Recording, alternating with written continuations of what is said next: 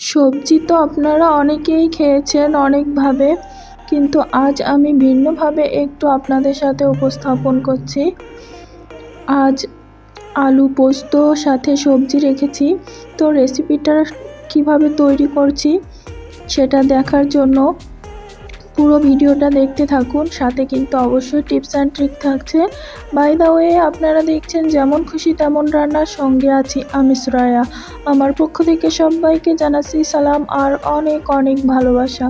তো আজকের রেসিপি হচ্ছে সবজি দিয়ে আলু পোস্ত। তো সবজি দিয়ে আলু পোস্তটা কিভাবে তৈরি করলাম চলুন দেখে নেওয়া যাক। তো প্রথমেই আমি এখানে সবজি নিচ্ছি। সবজি বলতে এখানে সজনার পাতা নিয়েছি, দেখুন বন্ধুরা। তো সজনার ডাল থেকে পাতাগুলোকে ছাড়িয়ে নিয়েছি, এই যে এইভাবে।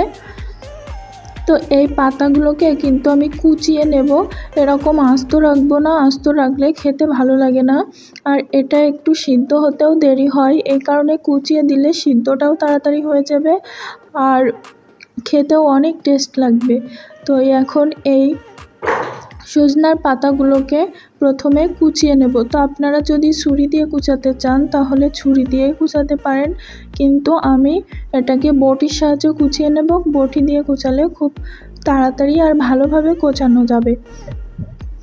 তো এখন এরপর আমি এখানে দুটো আলু নিয়েছি, এরকম ছোট একটা আর একটা বড়। তো আলু দুটোকে এখন কেটে নেব। তো আলু দুটোকে কিন্তু আমি ছোট ছোট করে কেটে নেব, সিঙ্গাড়াতে যেমন দেয় তেমনভাবে। বন্ধুরা, এই রেসিপি আপনারা কে কে খেয়েছেন অবশ্যই একটা কমেন্ট করে জানাবেন, আর আমার রেসিপিটা কেমন হলো সেটাও কমেন্ট করে জানাতে ভুলবেন না।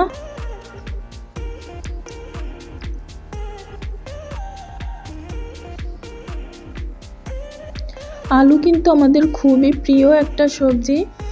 তো আলু যে তরকারিতেই দেওয়া হয় সেই তরকারিটা খেতে কিন্তু দুর্দান্ত হয়।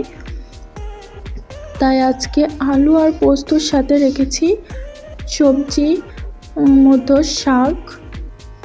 তো সজনা শাকও কিন্তু অনেক উপকারী আর অনেক পুষ্টিগুণ সমৃদ্ধ। তো আলুগুলো কেটে নেওয়া হয়ে গেছে, এখন একটা বাটিতে উঠিয়ে নিচ্ছি। আর আমি রান্নাটা খুবই সিম্পলভাবে করেছি, নতুন যারা আছেন তাদের তো একেবারেই সমস্যা হবে না, আর পুরাতন যারা রাঁধুনি তারা তো আগে থেকেই জানেন। কিন্তু আমি কিভাবে রান্না করছি সেটা আপনাদের বলছি আর দেখাচ্ছি। তো দেখুন বন্ধুরা, শাকগুলোকে কুচিয়ে ধুয়ে নিয়ে চলে আসলাম। এখন চলে যাব রান্নার কাজে।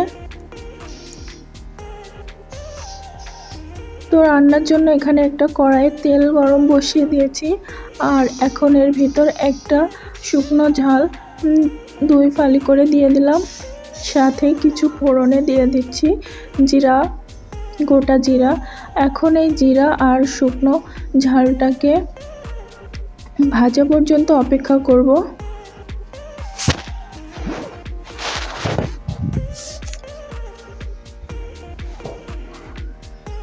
তো ভেজে নেওয়ার পর এর ভিতর ছোট ছোট করে কেটে রাখা আলুগুলোকে দিয়ে দিচ্ছি।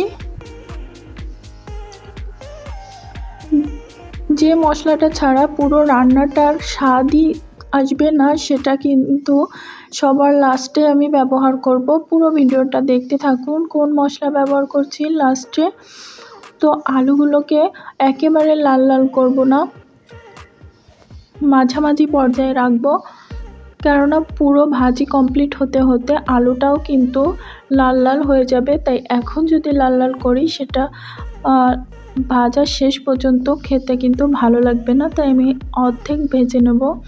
আর অর্ধেক ভেজে নেওয়ার পর এখন কুচিয়ে রাখা রসুনগুলো আর পেঁয়াজগুলো দিয়ে দিচ্ছি। তো পেঁয়াজ রসুনটা একবারে ব্রাউন কালার করব না, এটাও কিন্তু অর্ধেক ভাজবো। আলু আর পেঁয়াজ আর রসুন অর্ধেক ভাজার পর আমি শাকগুলোকে এর ভিতর দিয়ে দেব। তো আমার রিকোয়েস্ট হলো সবার কাছে একবার হলেও বাসায় এভাবে ট্রাই করবেন, খেতে কিন্তু দুর্দান্ত হয়।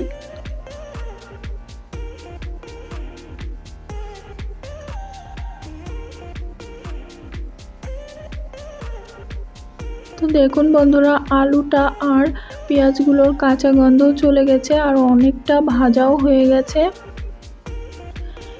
আরও 2 থেকে 3 মিনিট মতো এইভাবে ভেজে নেব।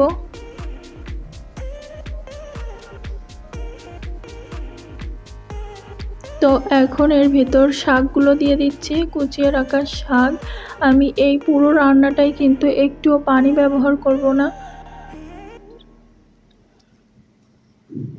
তো সম্পূর্ণ শাকটা দিয়ে দেওয়ার পর এখন আলু, পেঁয়াজ আর কাঁচা ঝালও দিয়ে দিলাম। এখন দিয়ে সবগুলো নাড়াচাড়া করব। তারপর আরও আস্ত কয়েকটা রসুনের কোয়া দিয়ে দিচ্ছি। যে কোনো শাক ভাজিতে এরকম আস্ত রসুনের কোয়া দিবেন, দেখবেন ভাজিটা অনেক টেস্টি হয়েছে। তো সমস্ত কিছু এখন একসাথে নেড়ে চেড়ে নিচ্ছি।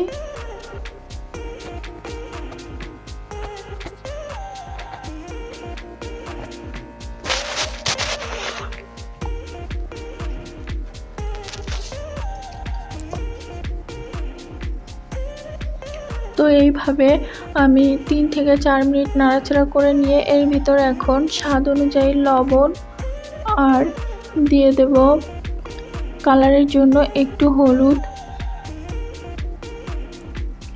অনেকে আছেন শাকে হলুদ ব্যবহার করেন না, কিন্তু আমি যেন মনে করি হলুদটা দিলে দেখতে আরও বেশি সুন্দর লাগে, তাই আমি সব শাকেই হলুদটা ব্যবহার করি। তবে যারা চান না তারা স্কিপ করতে পারেন।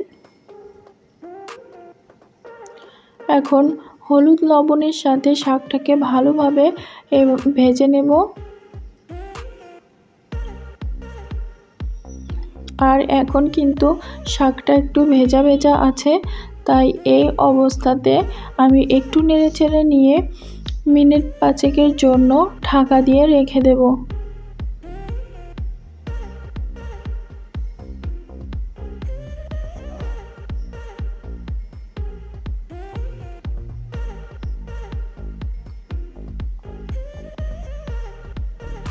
তো এখন এটাকে ঢাকা দিয়ে রেখে দিচ্ছি 5 মিনিটের জন্য।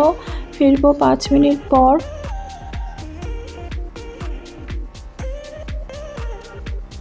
তো 5 মিনিট পর ফিরে দেখছি।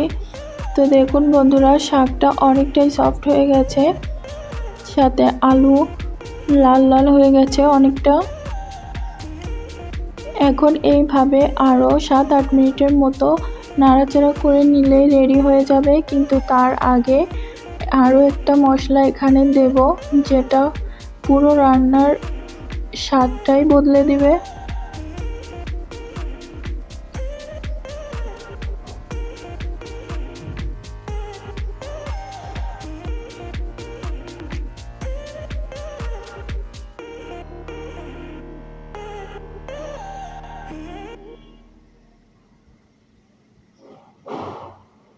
তো বন্ধুরা, আমার ভিডিওটি যদি আপনাদের ভালো লেগে থাকে তাহলে আমার চ্যানেলটিকে সাবস্ক্রাইব করুন, লাইক কমেন্ট শেয়ার করে আমার সাথেই থাকুন। এখন দিয়ে দিচ্ছি 1.5 চামচের পোস্ত। পোস্তটা আমি আলাদা ভেজে নেইনি, এর সাথে দিলেই ভাজা হয়ে যাবে, এই কারণে আর ভেজে নেইনি। তো দিয়ে পোস্তটা দিয়ে আরও 3 মিনিটের মতো এটাকে ভেজে নিলে রেডি হয়ে যাবে আমাদের আলু দিয়ে সবজির পোস্ত।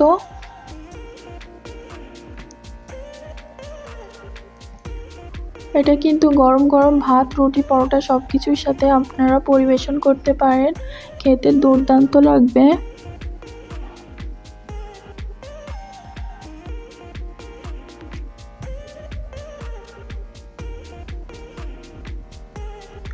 এখন এটাকে নামিয়ে নিয়ে পরিবেশন করে নিচ্ছি। দেখুন বন্ধুরা, কালারটা কি দারুণ এসেছে, খেতেও কিন্তু দুর্দান্ত হয়েছিল। তো আমি প্রথম খাচ্ছি, ভেবেছিলাম ভালো লাগবে না, কিন্তু দারুণ লেগেছিল। বাই দ্য ওয়ে, আপনারা দেখছেন যেমন খুশি তেমন রান্না, সঙ্গে আছি আমি শ্রেয়া। আজ এ পর্যন্তই, দেখা হবে নেক্সট এপিসোডে নতুন কোনো রেসিপির সাথে। ততক্ষণ সবাই ভালো থাকবেন, সুস্থ থাকবেন, এই কামনায় শেষ করছি আজকের ভিডিও। সবাইকে জানাচ্ছি আল্লাহ হাফেজ।